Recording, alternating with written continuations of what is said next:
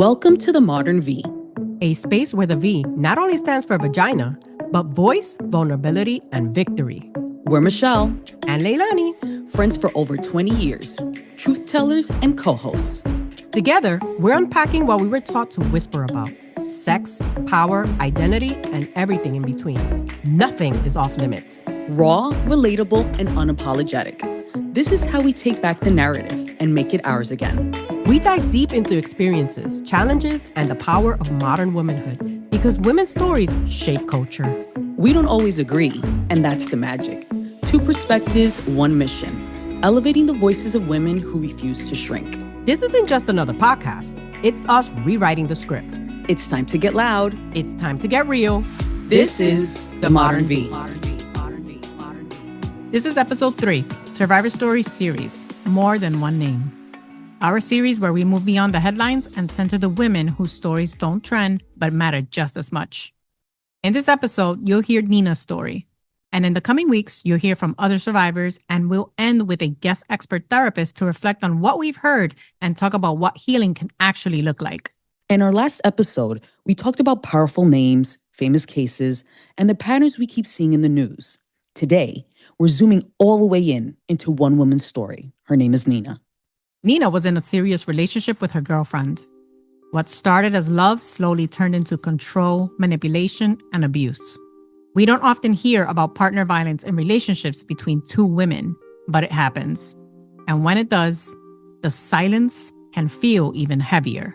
Before we go any further, we want to offer a gentle content warning. In this conversation, you'll hear about emotional and psychological abuse in a same-sex relationship and how it impacted Nina's sense of self and safety. There will be some details that are uncomfortable to hear. Please listen in whatever way feels safest for you. It's okay to pause, skip, or come back later. Nina is in full control of her story today. She gets to decide how much she shares and when. Our job is to hold space. If you're listening and you recognize pieces of your own relationship in this, we want you to know up front, your story is real, your pain is valid, and abuse is abuse, no matter who it comes from. All right, let's get into it. Nina, thank you for being here with us today and trusting us with your story.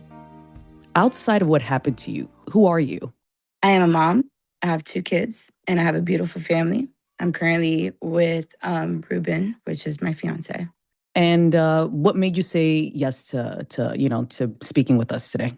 Well, a lot of people need to hear that it's not just a man hitting on a woman, it's also women on women as well. For our first story, we're going back to the beginning. The phase when something feels off, but you don't yet know the language for abuse or coercion. All right, so I was 18 years old. I ended up leaving my mom's house. I met this person. I don't want to say the name, so we'll say Delilah. Mm-hmm. I met Delilah by a mutual friend. She ended up sending me a friend request on Facebook, and that's how we started talking. When I ended up talking to her and everything, we got into the relationship, and I went to go visit her. When I went to go visit her was when she decided to, hey, I think it's best if you want to move in. Yeah, we took it pretty fast. But we spoke for over a year before we made it like full out official. I ended up moving over there due to some conflicts I was having with my mom. And where's over there? Michigan. Oh. Michigan. I ended up moving over there with her and her mom. Everything was going well. It was a fairy tale pretty much. Like everything was smooth. We would hang out. We would go on dates. Everything was perfect for like maybe a year and a half in. After that was when everything like started to turn. Mm-hmm. And it was more like any like small little thing that she didn't like or was not okay with, it was like something switched on her.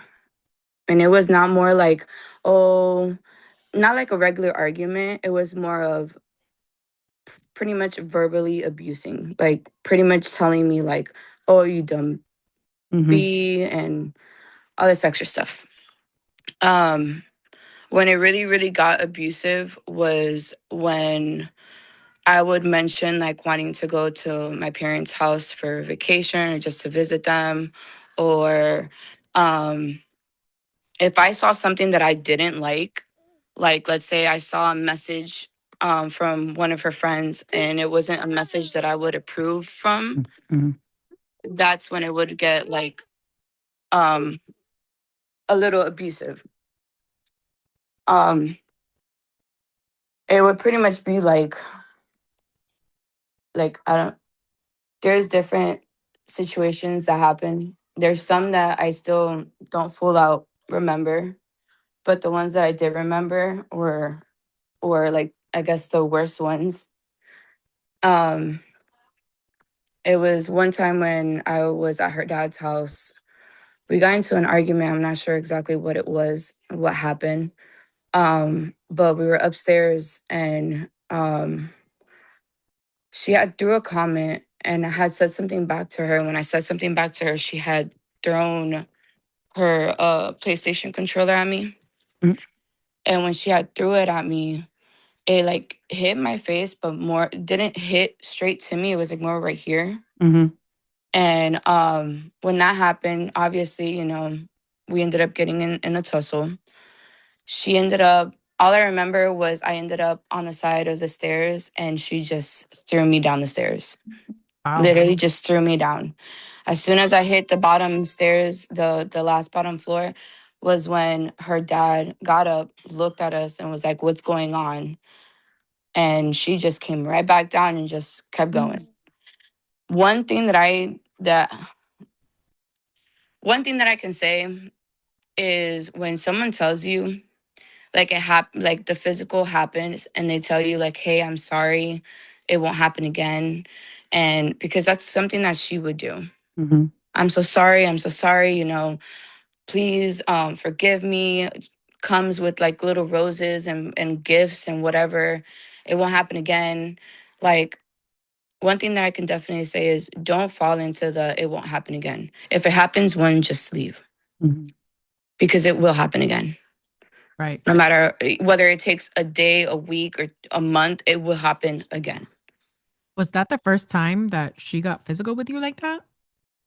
The first time that she got physical was, I think it was at her mom's house. It was inside her room. Um, I think I was talking to one of my sisters over the phone. And when we were talking, I guess she didn't like something that I said. Mm-hmm. And after I hung up, we got into an argument. And after the argument, I turned around to walk out of the room to go and stay in the living room just for her to cool off. Mm-hmm. And from there, she just grabbed me from my hair and pulled me down. And that was a tussle there too. But in the beginning, I feel like what she thought was, well, it's a girl. It's fine. We can fight because it's not a man towards a girl. So in my case, I'm not a fighter. I'm a lover. Like I'm not the one to like, I don't want to put my hands on you. But obviously if I have to self-defense, I will. Sure. But I feel like in those moments that they were happening, I had love for the girl. So I'm not gonna pull out my full force on beating the heck out of you. Like if I was fighting somebody, you know? You hold back. And I feel exactly. And I feel like that's one thing that she took advantage of Right. because she would see that I won't fight back as much. So she Mm-hmm. thought that, oh, well, I'm good. Um, but one of the main ones that I do remember, which is the ones that actually like stuck with me, was the one that she threw me down the stairs at her father's house. Um, there was one at the laundromat, uh, in front of people, which is crazy because even in front of people, no one called the cops. Mm-hmm. No one did anything. No one stopped it. They just thought two girls fighting, it is what it is. And They probably thought over some boy or something. yeah, and that one got really, really bad. To where I had broken the front driver windshield with my fist. Oh Lord. I We got into an argument and I was so mad. I don't even remember what it was, but I remember I was so mad. And she went to grab my hair, and instead of me punching her, I punched the windshield. And when I punched the windshield, I cracked it. That was that was the worst thing I could have done. Mm.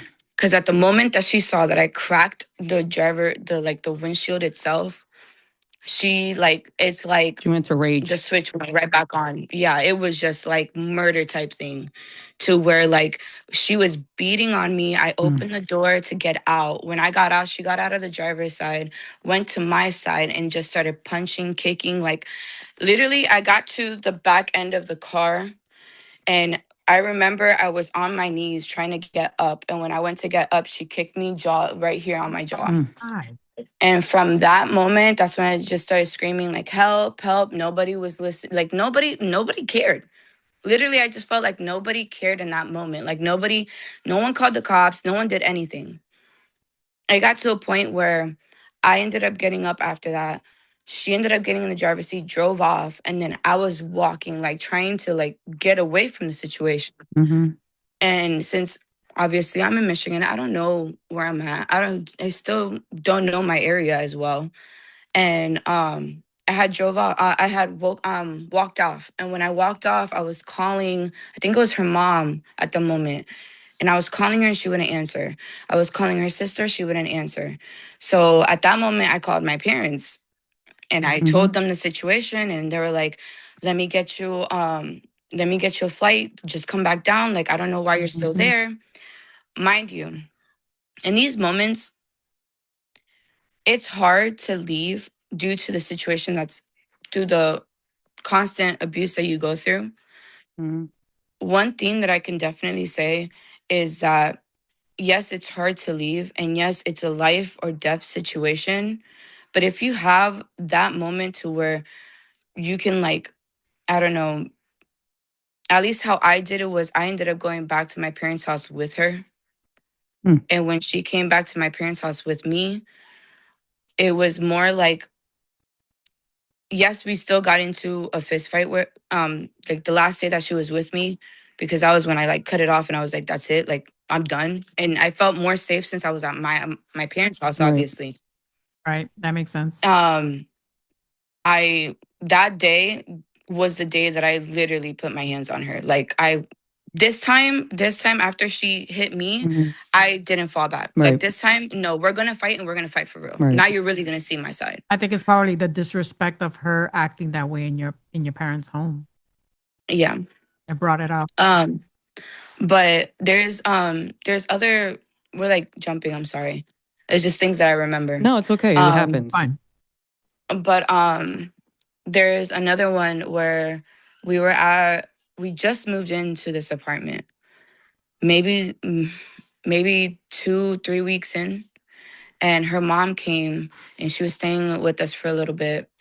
And when I've noticed that when she drinks, it gets worse. Like so much worse. And it can be an argument with her mom and she'll come for me. It'll be an argument with her sister or her brother. It'll come towards me. Like it won't go to anybody else. Everybody else will leave, calm, collective. She'll be perfectly fine. And right when everybody's done and we're about to go to sleep or whatever, that's when it goes through. What would she say to you? Like, would she say it's your fault or you didn't defend me? Or what was her excuse? It was pretty much like I'm you know how I am. I'm the type of person that I'm not gonna try to get into anybody's argument. I'm not gonna stop it. It's between y'all two. I'm gonna leave it at that. Well, if I didn't say anything back, or if I didn't try to calm or de-escalate the situation, or let's say I would tell her, come on, don't worry about it. Like, let's just go somewhere else. Let's try to cool off. It would be like me, like I didn't do enough. Like the situation happened because of me. Because you didn't defend her. Exactly. You didn't take her side. No. So that would be more of a, it would be literally us going into the room, and from there it was bing, bam, boom, bam. How long were you? So how long was this relationship? Because you said that you started at 18, and then when did it officially like end? So I left at, I think it was like 22. Wow. 22, 23. or on about to be 23, I ended up leaving. No, 22. It was 22 for sure. I was about to be 22 because she was, yeah. 4 years. We came to my, yeah, That's a long time. yeah. And the main reason why I didn't leave was because when when I would plan literally with mommy and papi to leave officially, I would either get threatened on you're not leaving out of here unless you're chopped up in little pieces in a body bag, Oh, or I would get a knife pulled out on me, or yeah. What about It her? was What about her parents and her sisters? Because you said like that day that was this something that you knew that she had done maybe previously? Was she older than you? Like, was she older she than you? was How much yeah, older? she was older, maybe by like 2 years. and do you know of any other relationships where she's done this? Like, is this her MO? So I didn't know about it Mhm. until like maybe 2 years in of the relationship when I did find out that her ex-girlfriend was going through the same situation with her. Wow. So it's not something that she just did with me. It was a repetitive thing. Right. And the excuse that her parents and everybody was giving me was, oh, she has thyroids. And when she doesn't take her medicine, it makes her go out that way. I have thyroid issues. I'm not Me beating too. people up. Same.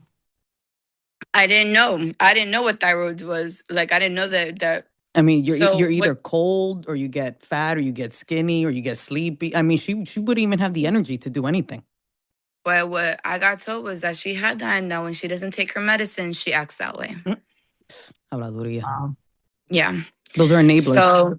Totally. So when I got told that, obviously there's moments where I'm like, okay, You're giving her a since pass. again, I didn't know I didn't know anything. Right. So I thought, here, take your medicine. So I made her take her medicine every single day just to make To sure, avoid. to avoid any conflict. And then I would try to get her not to drink. Mm. Like if we were going to a party, hey, I don't feel good. Can we not be there too long? Right. Or, bring up an excuse of why I didn't want to be there. Right. And I feel like at that moment, she started to catch on of what I was doing. And when her mom at the apartment that we were at, her mom was there, and they were getting in an argument. And when they got into that argument, she came back towards me. And when she came back towards me, mind you, I was just in the room. I was in the room. I was on the bed. I was watching TV. And she comes in upset. She's like, why aren't you outside? Why can't you hang out with my family? A whole bunch, like out of nowhere. I'm like, what's going on? And she goes, oh, my mom and me just got in an argument because you're always stuck in the room. You're never outside. You're never hanging out with us. And that was just a full out argument after that. And with her, it's just a couple words and then just go straight to it. It's not like she doesn't give me time to where I can defend myself or explain. It's just straight to it. Right. In that moment, I do remember I ended up going to the living room. We didn't fight in the room. I just got tired of her going back and forth, so I just went outside. I went to the living room. I sat down in the room in the couch, and I don't remember exactly what happened in that meantime, in that moment. But all I do remember in that part of the story was that her mom was standing on the front door, the front door for me to be able to leave. She was standing there, and I remember I was trying to go over there just to unlock the door to irme. Right. And she came, grabbed my hair, pulled me down, was pretty much just punching the heck out of me. Her mom standing at the front door, pretty much telling me, like, you're not getting out. You're not leaving. Wow. She's standing there watching everything happen. Mother. I'm there on the floor with Delilah's arm wrapped around my neck. I'm literally turning blue. Because I thought I was going to lose my life that day. Right. I couldn't breathe. I'm over here fighting, trying to get her off of me. And I'm crawling to go to the door, like trying to tell her, like, get her off of me.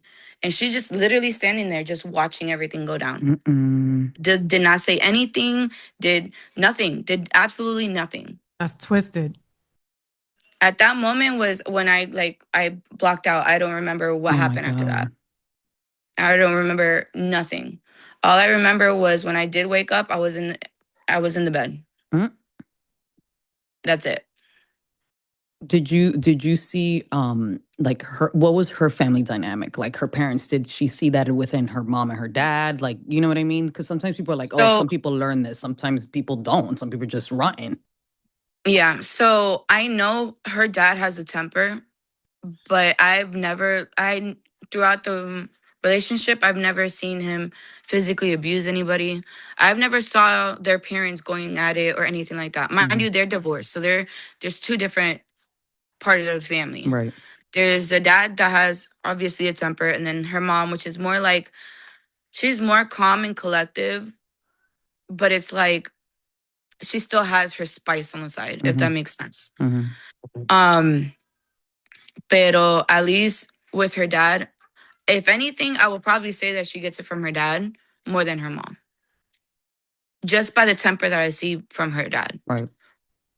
And yeah. But one thing that I can definitely say is that her parents never got involved. They saw the situation happen and they just let it happen. And you said she had a sister. Yes. Her sister was going through the same physical abuse with her partner. Oof. Yeah. So she was going through a divorce and a whole other situation within her and her husband. But she was getting abused as well. Oh my God. Yeah. So yeah, it's just, and then Delilah will get into a fist fight with her mother-in-law. No, not mother-in-law. Sorry, that's my mom. Her stepmom. So if her stepmom let's just say that whole family itself was just a lot of, it wasn't a happy place to be at. Right. If that makes They seem to sense. be dismissive of domestic violence. Like it's normal to them. It's a Tuesday. Yes. Yeah. Yeah. That's really sad. But it's worse when alcohol is involved. Right. Oh, Because it yeah. just heightens everything else. Yeah, it amplifies everything. Yeah. Yeah. Yeah. Not only that, but part of that's other side of the family, they would do other stuff. Drugs. Yeah, they would. Yeah. Sometimes it will be like just to calm the situation, which would not even calm the situation. It'll just escalate this situation. No one will call the cops. They just let it happen. Would it just be just are we talking just like smoking marijuana, or are we talking about like No, harder, like they would do Adderall. They would do the white. Habían diferentes cosas que hacían. oh wow. Yeah. Substance abuse también. Yeah. And this was like literally maybe 3 years in, maybe the last year that I can say that I was just like, I don't want to be around this anymore. Like, can we go that's when I was like, let's go to my parents' house. Let's try to, get a place over there and everything like that. When we ended up at my parents' house, I feel like she was more calm. Like, I feel like she was out of the environment. Yeah, I feel like she was more calm and collective. Like, it wasn't more fighting or anything. I was the only one working. So she'll stay home. But there were still moments where I can see that she wanted to get into that. Like, she'll start an argument, but when my parents weren't there, like when it was just me and her. And when it was just me and her, it was more of, I just want to go back home. I don't know why we're here. I don't know why you brought me here. I can't do anything. I'm just here all the time. And you're always working. And era un revolú. But I do remember literally the last day. It was at night. And when we were there, it was my sister's friends were downstairs. We got into an altercation. We ended up fist fighting there, and they would hear me from outside. Mommy and Papi weren't there, so it was just us. Right. that was the day that I was just like, that's it. So that next day, my dad was coming down the stairs. I guess she didn't know that he was there. Mm-hmm. We got into it. My dad was standing there and pretty much was telling me, Nina beat her ass. Mm. So that's exactly what I did. What I remember that I completely blocked out, I got her, dragged her down, started punching her, put my knee on her neck, let her get completely red. And I told her, the next time this happens again, you won't wake up. Mm. At that moment, my dad was like, you need to pack your stuff. We're Mm-hmm. going to get you a train ticket. You're leaving. Yeah. That was how I got out of it. And after that, that's it. After that, that's it. I didn't, like, she'll try to reach out. I'll Mm-hmm. block her. Like, I didn't want to know anything about this woman. Right. Nothing at all. Like, my dad was the one that he was like, pretty much, she was begging throughout the whole train station, like, please let me stay. I'm sorry. And I'm like, no, I'm done with your sorries. Your sorries don't mean anything. Right. You're not going to change. I'm done. And literally left her at the bus station and I left. So after this relationship with her, what would you say this has, how has this affected you in, after, having this relationship in your other relationships? How do you think this, this experience has shaped you going forward? I mean, I definitely don't take anything, like, at this point, like, you come any close to me to put your hands on me and that's it. Like, there's no way. Any argument whatsoever. I mean, I try to be calm and collective, try to not escalate it or Mhm. anything. Sometimes I take time for myself to calm down or whatever. But it taught me a lot. Definitely not to stay quiet, definitely to talk. It taught me pretty much self-defense. Like, they shouldn't be talking to you any type of way. Right. You shouldn't be getting your hands put on. Like, if it's something that you see that it's gonna jeopardize you in your life, just leave. Yeah. Not worth it. And what would you say to your younger self? I should have left. I should have never even approved that friend request. I should have never met this person. If I said it to myself, I would have left the first day she put her hands on me. Yeah. And what would you say to someone, obviously for the LGBTQ community, like you said, women, people don't associate, women and women as something as like a crime or abuse because, like you said, it's an even playing field. But like you said, it's not okay because abuse is abuse regardless. Yeah, And even if two men do it también, I mean, es un abuso. yeah, Just for in general, what would you say for somebody going through that right now, even a person young like that, because you were 18, right? yeah. I would literally just say, like, it's not okay. It's definitely not okay. And don't think of it as, oh, well, it's a woman and woman, we can tussle, Mm-hmm. or it's a man and man, we can tussle. It's not. Right. It's not okay. It's a relationship. The same way as a woman and man should respect themselves is the same way a woman and woman should respect themselves as men and men. Right. If there is any moment where you feel like it's going to get in any type of abusive way, verbally, emotionally, any type of abuse itself, it's still abuse. Yeah. And if you feel like you're getting abused, leave. Leave before it's too late, before it gets physical. You can tell just by how they talk to you and how they treat you. Once you see those signs, leave. Yeah. It's don't believe that I'm sorry, I'm going to change, or I'm going to do better. They don't do that. Mm-hmm. Right. An abuser will always be an abuser. That's right. Yep. This was a very difficult conversation, but we feel like it's something that we had to showcase, especially with someone that's not on the tabloid, but some person that's a real person that it happened to. So I just want to say, Nina, thank you for your honesty, for your courage, and for trusting us with the chapters of your life that so many people never speak out loud about. You're not just what happened to you; you are who you choose to become after it. If you're listening and you heard yourself in any part of Nina's story, we want you to hear this clearly. What you went through matters. It doesn't have to look like anyone else's story to be real. Abuse is abuse. No matter what gender your partner is, no matter how put together the relationship looked from the outside. It's also okay if you're not ready to name it yet. It's okay if you're still in it, or you left and you're still sorting through the pieces. There is no perfect survivor. There's only you, right where you are, doing the best you can. In the show notes for this episode, we've linked resources, hotlines, organizations, and support spaces. So if Nina's story stirred something in you and you're ready to reach out, you don't have to start from zero. You deserve safety and support. Next, you'll hear from another woman whose story unfolded very differently, but carries some of the same patterns we've been naming. And in the final part of this series, we'll sit down with a therapist to reflect on what we've heard across these stories and discuss what healing can actually look like in real life, not just on paper. Thank you for being with us, for listening with care, and for holding space for Nina today. We'll see you in 2 weeks. And be safe in the meantime. Stay loud. Stay real. Stay you. This is The Modern V. The Modern V. The Modern V. The Modern V.